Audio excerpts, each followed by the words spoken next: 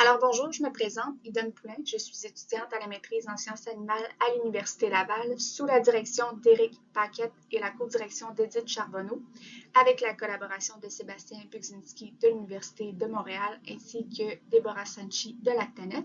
Donc je vous présente aujourd'hui le projet de recherche sur lequel porte ma maîtrise, dans lequel on se demande peut-on détecter les maladies des veaux de façon précoce à l'aide des technologies. Donc, en introduction, on sait que le logement en groupe des veaux laitiers leur est bénéfique tant au niveau de la socialisation qu'au niveau des performances de production. D'ailleurs, on sait grâce à l'Actanet qu'au Québec, en 2020-2021, les veaux étaient logés en groupe dans 39,6% des fermes laitières. Par contre, le groupement des veaux peut réduire la capacité d'observation des problèmes de santé par le producteur. Donc, depuis quelques années, il y a des études qui s'intéressent à savoir si des technologies pourraient être utilisées afin de détecter les changements de comportement que vont manifester les veaux qui sont malades, et ce, à l'aide de l'intelligence artificielle. Donc, pour les objectifs de la présente étude, le premier objectif est d'évaluer si des technologies permettent de détecter les maladies des veaux de façon précoce à l'aide de différentes technologies. Donc, principalement, on a le distributeur automatique de lactoremplaceur, communément appelé la louve, les accéléromètres, la caméra vidéo et le microphone. Dans l'étude présente, on s'intéresse principalement aux distributeurs automatiques de lactoremplaceurs et des accéléromètres. Par la suite, le deuxième objectif sera de déterminer quelle technologie ou quelle combinaison de ces technologies a davantage de potentiel à détecter de façon précoce un veau qui est malade. Donc, pour le matériel et méthode, on avait une ferme laitière commerciale conventionnelle d'environ 700 vaches en lactation de race Holstein, dans laquelle le groupement des veaux s'éfaisait à environ 7 jours d'âge. Les veaux étaient ensuite placés dans des parcs au nombre d'environ 13 veaux par parc environ.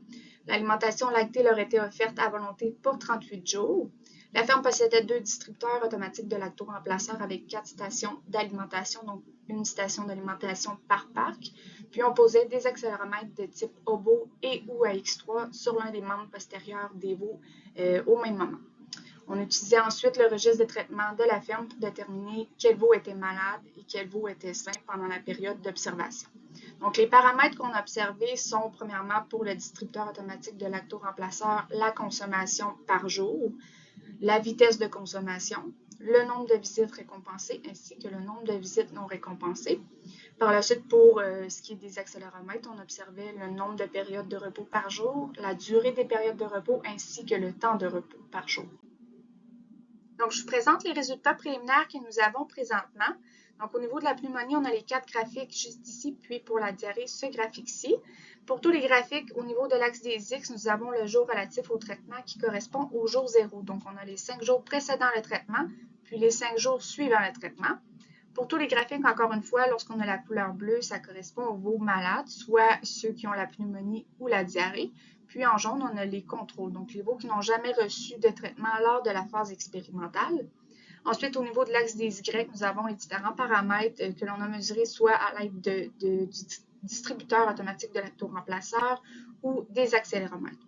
Donc, premièrement, ici, on a la vitesse de consommation pour les veaux avec la pneumonie comparativement au contrôle. Donc, on voit que les veaux avec la pneumonie avaient une vitesse de consommation plus faible jusqu'à 1 jour avant le traitement.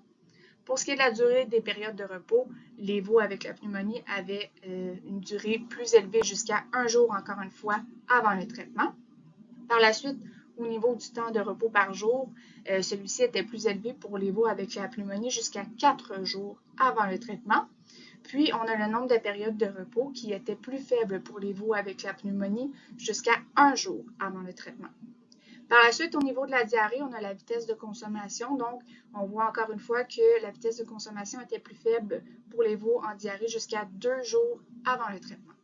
Donc, quelques constats qu'on peut faire avec les résultats qu'on a présentement, c'est que les veaux ont été davantage traités pour la pneumonie que pour la diarrhée, soit 72 traitements pour la pneumonie comparativement à 9 pour la diarrhée.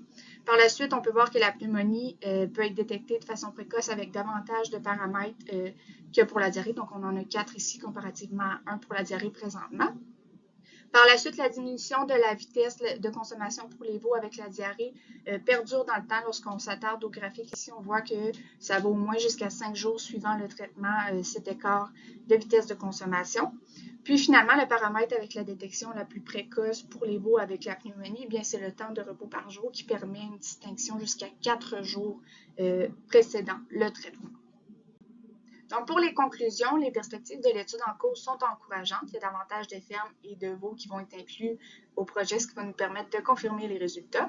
C'est un projet qui est une première étape pour mettre les bases, dont les résultats vont pouvoir être combinés avec ceux d'autres projets de recherche pour éventuellement développer des outils qui seront efficaces sur le long terme. Donc, l'utilisation de l'intelligence artificielle éventuellement combinée à ces technologies pourrait permettre la détection précoce des maladies chez les veaux et aider à la prise en charge plus rapide par le producteur.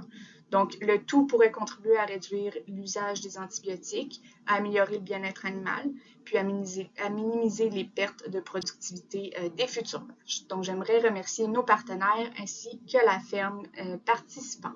Merci.